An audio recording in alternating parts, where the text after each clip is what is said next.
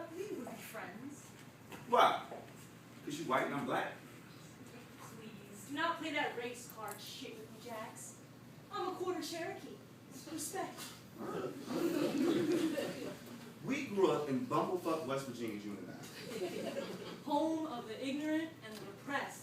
We knew we had to get out. So we made a break for it. As soon as we could, we met with a recruiter and we were on our way to joining the service.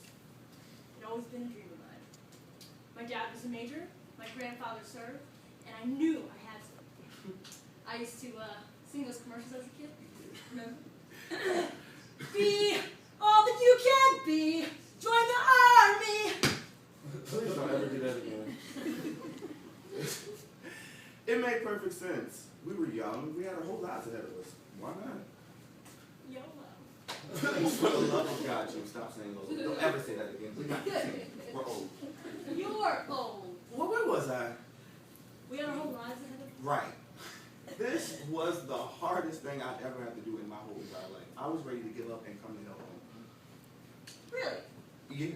So, was it harder than that time in junior high you tried sushi from that food cart at the mall, and it made you from the other end for like 5 hours that night, and we did What part of let's never speak of that again did you not understand? Sorry, Jax. It's all love, Russ. Crazy ass.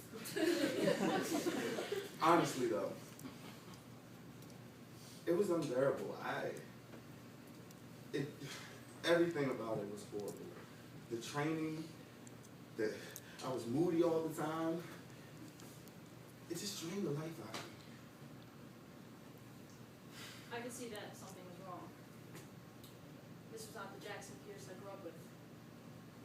I could look him in the eyes and see someone else looking back at me. I was just spend hours on end, laying in that little twin bed at my mom's house. I used to come by the house. But I didn't want to see her. Or anything that reminded me of that place. This was 2006. The year they labeled the bloodiest year of Iraq. I saw things. You wouldn't believe me if I told you. I tried to just block it all out, pretend it was some horrible vacation. I was back at home, but I couldn't. And worst of all, I couldn't even turn to the one person who's always understood me the most. I mean, this was her dream. And I felt like I failed her. And that was probably what led to the depression in the first place. Me sitting around the house all day long, doing nothing. I didn't want to go back, but that's just not an option in the service.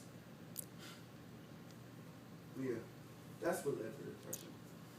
The thought that this sweet girl who would die for me couldn't even be there for me the way she wanted to. He's always been so consumed with other people's needs. Sophomore year, he let me take his new Ford Fusion on my date with Perry Proctor. And what did you do to the car? I crashed it. Crashed it. But I did go to third base that night. Third base. Don't judge me. No judgment, June. I just wish it didn't have to happen in the back seat of my car. I still have nightmares about that.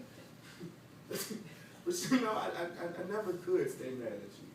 You've been there with me through my highs and the lows. I was the one who found him. Doctor said if I bled out any longer. Listen, I don't want to think about that, okay? I wanted to cry and scream and shake him all at once because if anything ever happened to this man, my best friend, my big brother. Big brother. I'm supposed to be the one protecting her. Who knew she'd end up being the one to save me? You know, things, they always seem a lot harder than what they really are when you don't take them one step at a time. I didn't do that. I tried to get back into my old life too fast. And that's what led to my depression. Me laying around the house all day, sleeping all day long. It was the beginning of winter. My family was unpacking boxes from the basement. They'd all left for church. I wasn't feeling too churchy that Sunday, so I just stayed behind. I did attempt, though, to pray to God. I mean, I guess somewhere deep down inside, I wanted him to give me a reason or some sort of sign that I could go on. But honestly, I didn't even know if I believed in anything.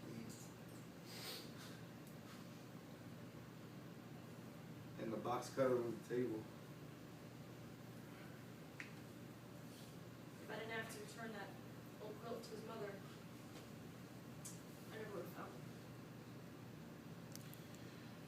it. My mother came to see me that next night in the hospital. My wrist all bandaged and stuff.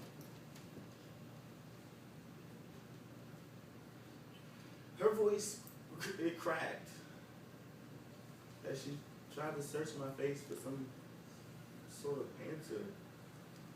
She wanted to know, how could you do this to yourself? But see, what she doesn't understand is I didn't do this because I wanted to die. I did this because I didn't know how to live. But now I do realize and I do understand and I do know that every day I'm one step closer to getting better and to carrying on, because that's what we do. We have to go on.